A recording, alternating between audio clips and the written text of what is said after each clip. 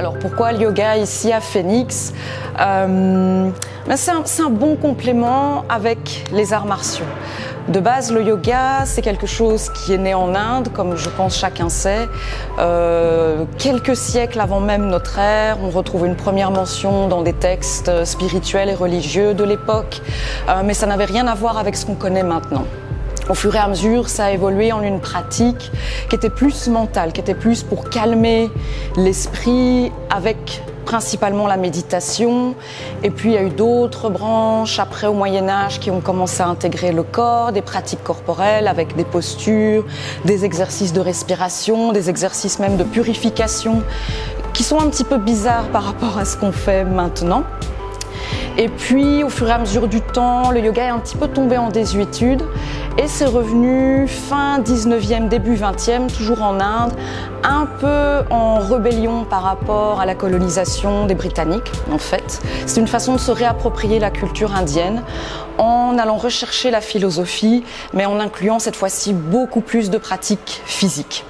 Ce qu'on a maintenant beaucoup plus, donc avec beaucoup plus de postures, ce qu'on fait maintenant. Donc, ça aide non seulement à travailler au niveau du corps, sur la souplesse, sur le renforcement musculaire, mais aussi au niveau du mental. On va essayer justement de calmer le mental avec tous ces exercices, avec quelques exercices de respiration, en espérant atteindre cette espèce d'unité, d'union et d'alignement entre le corps et le mental.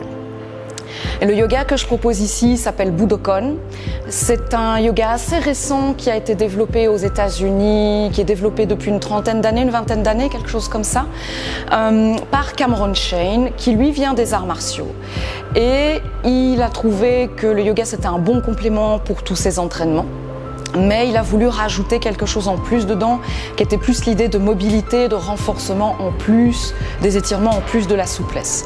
Et donc il a créé ce style Budokon qui contient des éléments de Hatha Yoga, du yoga, d'arts martiaux, de calisthénie, de déplacements animaux, donc déplacements à quatre pattes. Donc ça peut être très très drôle à certains moments.